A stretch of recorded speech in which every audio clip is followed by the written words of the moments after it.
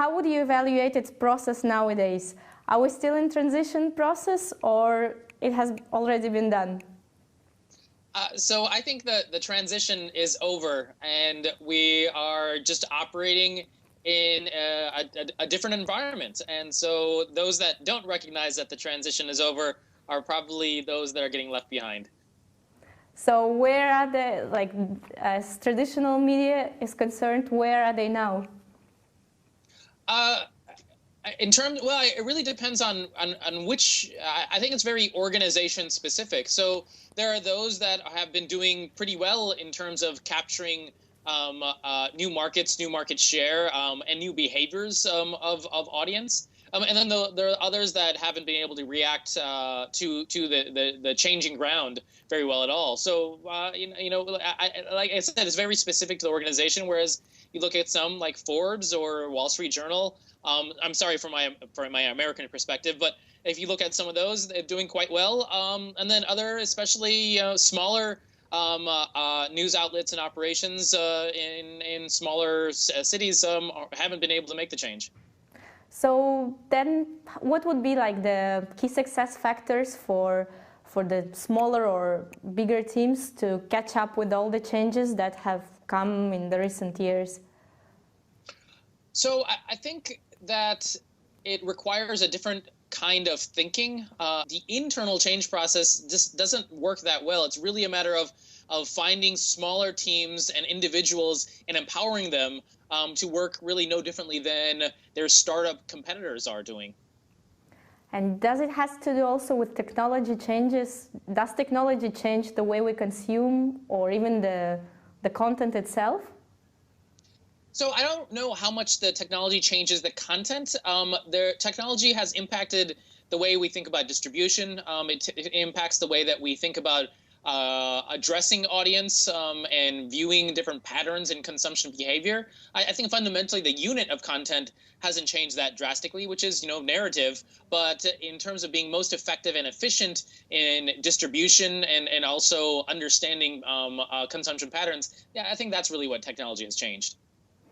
Like you founded a really exciting project, which is Outernet, right? Could you please elaborate a little bit more about the way you envision to distribute the information? Sure. So with Outernet, we're solving a very specific problem, which is providing the wealth of information on the internet to those without internet connections. And so we're taking all of this content and making it available as a broadcast internet service. We're taking existing technology and kind of applying it in a slightly different way to solve the problem of over 60% of the world, the global population, not having access to this information source. And have you faced also challenges in terms of privacy issues, like country-wise? So as far as, well, not as of yet, I'm sure that we will, but I'm sure that we're going to have issues with some governments not being particularly pleased with being able to broadcast or transmit information that normally has to go through either firewalls or some type of a censorship process. That's just the reality of the business and the space that we want to get into, but I'm sure that'll be an issue. But when it comes to privacy for the individual user, that's actually not a problem at all, because this is a broadcast service. Privacy is inherent to the service. It's a one-way service allows for the anonymity of consumption. So no matter who the other side of it is, we won't ever know who's really consuming content. Governments won't know. NSA. It really doesn't matter. It's basically virtually guarantees privacy of consumption. So, as a profession, what would be your advice to professional journalists for what is coming? Is there a special set of skills that is required now, or is it also incorporation of technical skills, or it's all about the mind shift change?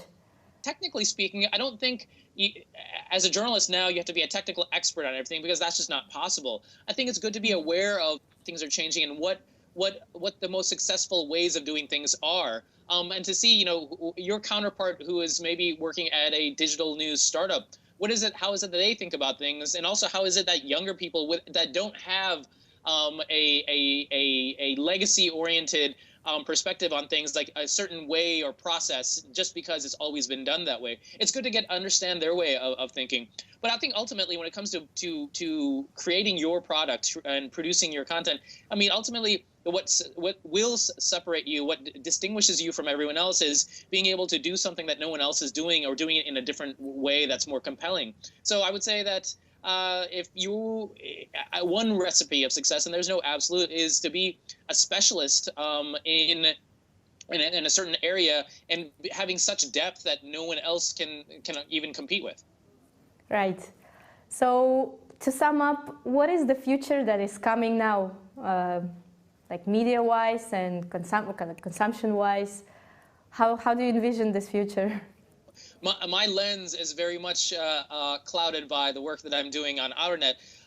But I see the pattern where we've seen, for those that have the privilege of always having information at their fingertips, and I see that buffet of information being available to more and more people. So I think it kind of goes back to what you were saying on how is it that a professional, a journalist, can distinguish themselves. Is I think that's really adding value through being a absolute subject matter expert, and to being able to provide information and content that stands apart, because no one else can think that deeply about a certain subject. So it really has to do with information dissemination to everyone. And as more and more information gets disseminated, then the value becomes, well, how do I sift through it, and how do I make offer something that makes sense to people?